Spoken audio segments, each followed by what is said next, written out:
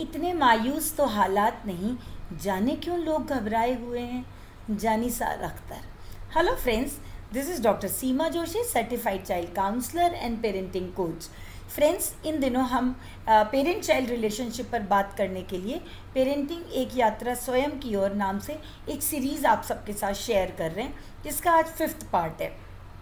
मैं उम्मीद करती हूँ कि आपने लास्ट 4 वीडियोस भी हमारे ज़रूर देखे होंगे, और अगर नहीं देखे तो प्लीज़ हमारे चैनल पर जाकर उन वीडियोस को भी देखिए और अपने व्यू पॉइंट, अपनी ओपिनियन हमारे साथ शेयर कीजिए। 4th पार्ट में हमने बात की थी कि आपका बच्चा एक अनूठी कृति है, उसे स्वीकार कीजिए। Means your child is an unique identity, accept him. तो उसी की कॉन्टीन्यूटी में हम अपनी आज की बात आपके साथ शेयर करेंगे। फ्रेंड्स, जनरली हम अपने बच्चों को acceptance and rejection, good and bad, in base पर ही ब्रॉटअप करते हैं, और हमें पता ही नहीं चलता इस पेरेंटिंग की जर्नी के दौरान हम कब अपने बच्चों को good child, good boy, good girl, good son, good daughter, इनकी एक सेट डेफिनेशन में एक आइडियल इमेज के नीचे इतना दबा देते हैं कि बच्चे का अपना इनर सेल्फ ही सप्रेस हो जाता है। बच्चे अपने इनर सेल्फ से ही, अपने ऑथेंटिक सेल्फ से ही दूर हो जाता है, और ये इस दूरी के कारण ही उसका जो कॉन्सिक्वेंस है वो ये होता है कि वो अडल्ट होने पर, समझदार होने पर भी उनमें, उनके बिहेवियर में एक चीज़ होती है कि वो अपनी गलती को कभी भी एक्सेप्ट नहीं कर पाते, वो अपने खिलाफ कुछ सुन नहीं पाते, अपनी फीलिंग को शेयर नहीं कर पाते। इवन वो अगर किसी पे गुस्सा है तो उसको प्रॉपर वे में नहीं बता पाते, और अगर किसी की कोई बात, अपनी फैमिली मेम्बर की कोई बात अच्छी लग रही है तो उसको भी प्रॉपर वे में नहीं बता पाते। अपनी फीलिंग्स को बस हमेशा सप्रेस करते हैं, क्योंकि उनमें फियर ऑफ रिजेक्शन होता है। उन्हें लगता है कि अगर मैंने अपनी ट्रू फीलिंग शेयर की तो लोग क्या कहेंगे, लोग मेरे को एक्सेप्ट नहीं करेंगे, मुझे रिजेक्ट कर देंगे, मेरी हंसी उड़ाएंगे। इसलिए हमेशा उनमें अपनी लाइफ को अपने तरीके से जीने का करेज नहीं होता, उनमें कुछ इनोवेशन की हिम्मत नहीं होती, क्योंकि उन्हें हर टाइम रिजेक्शन का डर होता है। अब बात आती है कि ऐसा क्यों होता है। तो इसका कारण ऑल्दो मैं लास्ट वीडियो में आपसे डिस्कस कर चुकी हूँ, लेकिन मैं फिर से बता रही हूँ। इसका एक ही कारण होता है कि हमें बचपन में हमेशा कंडीशनल एक्सेप्टेंस मिलती है, जबकि मैं ये कहती हूँ बच्चों को अपनी पेरेंट्स की एक्सेप्टेंस, एडमायरेशन, वैलिडेशन बहुत ज़्यादा चाहिए होता है। लेकिन पेरेंट्स क्या करते हैं कि उनको हर तरह से एक्सेप्ट करते हैं, लेकिन साथ में एक वर्ड जैसे वो लिखा रहता है ना बहुत स्मॉल लेटर्स में कि टर्म्स एंड कंडीशंस अप्लाइड, मतलब तुम अच्छे मार्क्स लाओगे तो तुम्हें तुम्हारा फेवरेट गेम मिलेगा, तुम होमवर्क टाइम से पूरा कर लोगे तो तुम्हें चॉकलेट मिलेगी, तुम मेरा कहना मानोगे तो तुम्हें हम घूमने ले चलेंगे। मतलब तुम्हें सब कुछ मिलेगा, लेकिन कंडीशनल होगा, कंडीशंस अप्लाइड होंगी। और जब बच्चे को लगने लगता है कि उसकी हर इच्छा पूरी करने के लिए ज़रूरी है कि वो कुछ अचीव करे, वो अपने पेरेंट्स की किसी बात को माने, उनके कहे हुए नॉर्म्स को फुलफ़िल करे, मतलब अचीवमेंट ही हर इच्छा पूरी करने का एक रास्ता है। और धीरे धीरे करके उसको ये समझ में आने लग जाता है कि इस एक्सटर्नल वर्ल्ड में आपकी एग्जिस्टेंस, आपकी पहचान अचीवमेंट पर भी बेस्ड होती है। अगर आप अचीवर नहीं हो, इसका मतलब आपकी इस सोसाइटी में, इस दुनिया में कोई एग्जिस्टेंस नहीं है। मैं ये नहीं कह रही कि अचीवमेंट गलत है, लेकिन अगर हमारी एग्जिस्टेंस ही अचीवमेंट पर बेस्ड हो जाए, प्रॉब्लम यहाँ पर है। तो अब पेरेंट्स पूछते हैं कि फिर हम क्या करें।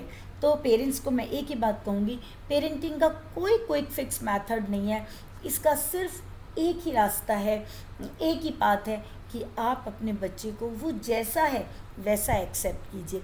मीन्स कि उसकी फीलिंग्स, उसकी जो ट्रू फीलिंग्स, उसकी ट्रू नेचर और उसके ट्रू एक्सपीरियंसेस, जो उसके ओन एक्सपीरियंस हैं किसी भी घटना को लेकर, किसी इवेंट को लेकर, या आपके फ्रेंड्स के किसी भी बिहेवियर को लेकर, उसके जो ट्रू एक्सपीरियंसेस हैं उन्हें आप उनके साथ उन्हें उसको एक्सेप्ट कीजिए और उन्हें उन एक्सपीरियंसेस को रिकग्नाइज़ कीजिए, तब जाकर बच्चे को लगेगा कि मेरे पेरेंट्स ने मुझे एक्सेप्ट किया है।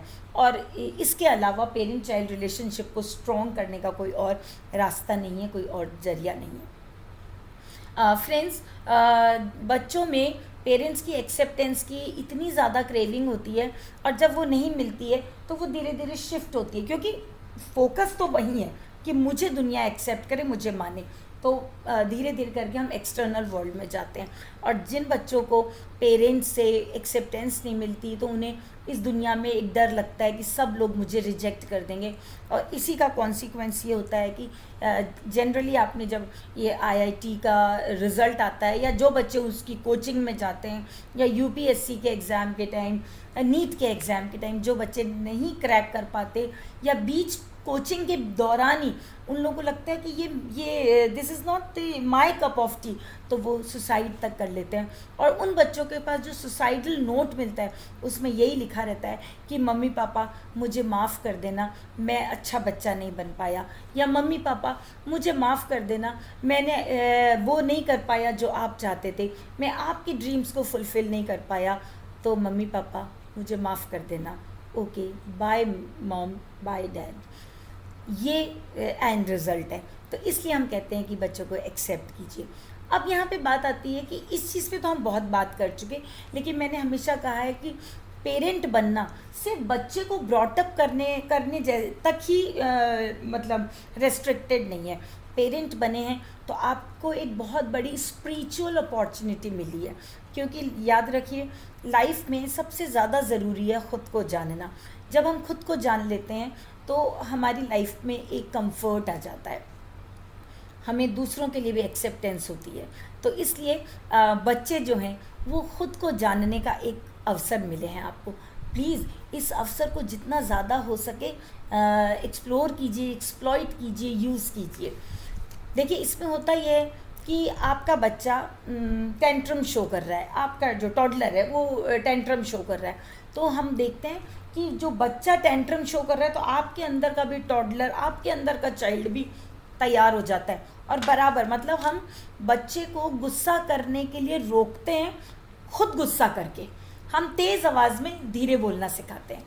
तो ये क्यों होता है? क्योंकि हमें बचपन से बताया गया है एंगर, जेलस, फियर ये सब गलत हैं, ये इमोशंस, ये फीलिंग नेगेटिव हैं, ये रॉन्ग है, इन्हें सप्रेस कर देना चाहिए, इन्हें शो नहीं करना चाहिए। तो हमने बचपन में अपने एंगर को, अपने फियर, अपनी जेलस को सप्रेस किया है, तो हमको क्या लगता है। लेकिन याद रखिए जो सप्रेशन है इसका मतलब सीड अंदर है, जैसे ही फेवरेबल कंडीशन मिलती है वो ब्लास्ट हो जाता है। हम देखिए आप ट्रैफिक में लोग लड़ने लग जाते हैं, ज़रा सा ट्रैफिक में रुकना पड़ा, ओ माय गॉड करने लग जाते हैं।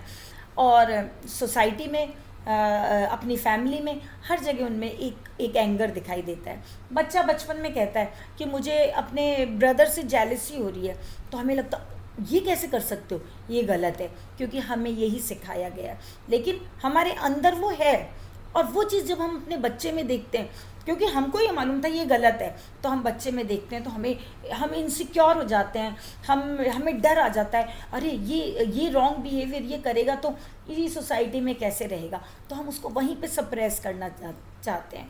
याद रखिए एंगर, जेलस, फियर, लव ये सब बहुत ही बेसिक और नॉर्मल इमोशंस हैं, और इनको अंडरस्टैंड करके, एक्सेप्ट करके चैनलाइज करना ही हमारा फ़र्ज़ है। तो आप अपने बच्चे के उस एंगर को, जेलस को, फियर को एक्सेप्ट कीजिए और उसको चैनलाइज करने की कोशिश कीजिए। क्यों नहीं हो सकती जेलसी? उसको सिबलिंग राइवलरी तो एक बहुत ही कॉमन बिहेवियर है। अगर आपके बच्चे में जेलसी है तो आप उसको बैठाइए, अपने पास हक करिए, और उसको जब एक्सेप्ट करेंगे, उसकी इस फीलिंग को एक्सेप्ट करेंगे, तब जाके बच्चा अपने ब्रदर सिस्टर को एक्सेप्ट करेगा। जब इसके लिए ज़रूरी है कि कभी आपको अगर जेलसी हो रही है तो आप उसको बोलिए, उसको एक्सेप्ट कीजिए। आपको गुस्सा आया है तो आप उसके उसके रीज़न के पीछे जाइए और अपने बच्चे के सामने बहुत ही ब्रेवली कहिए, हाँ मेरा एंगर मुझे इस तरह से नहीं शो करना चाहिए था, बल्कि मुझे अपनी बात को रखने का तरीका आना चाहिए था। मैंने आज तुमको डांटा है, जिस तरीके से डांटा है वो तरीका गलत है। और अपनी उस डांटने के पीछे जो आपकी फीलिंग है, जो आपका फियर है, वो बच्चे के साथ शेयर कीजिए। देखिएगा बच्चा उसको समझेगा, और जब बच्चा देखेगा कि पेरेंट्स अपने आप को एक्सेप्ट करते हैं, तो वो भी अपने आप को एक्सेप्ट करना सीखेगा, वो लाइफ के चैलेंजेस को एक्सेप्ट करना सीखेगा। और फिर क्या होगा, वो कभी भी अपनी किसी चीज़ को पाने की चाहत में या सोसाइटी में, अपने फ्रेंड्स में, अपनी पावर, अपने स्टैंडर्ड को दिखाने के लिए चोरी या लूट नहीं करेगा। किसी चीज़ में कम मार्क्स आने में या स्पोर्ट्स में पीछे रह जाने में उसमें डिप्रेशन नहीं आएगा, वो अपने आप को एक्सेप्ट करेगा। किसी गर्ल के द्वारा उसकी फ्रेंडशिप को या उसके प्रपोज़ल को रिजेक्ट कर देने में, या किसी के द्वारा उसको ना कह देने के बाद उसको वो रेप नहीं करेगा, वो एसिड अटैक नहीं करेगा, वो अपने आप को एक्सेप्ट करेगा।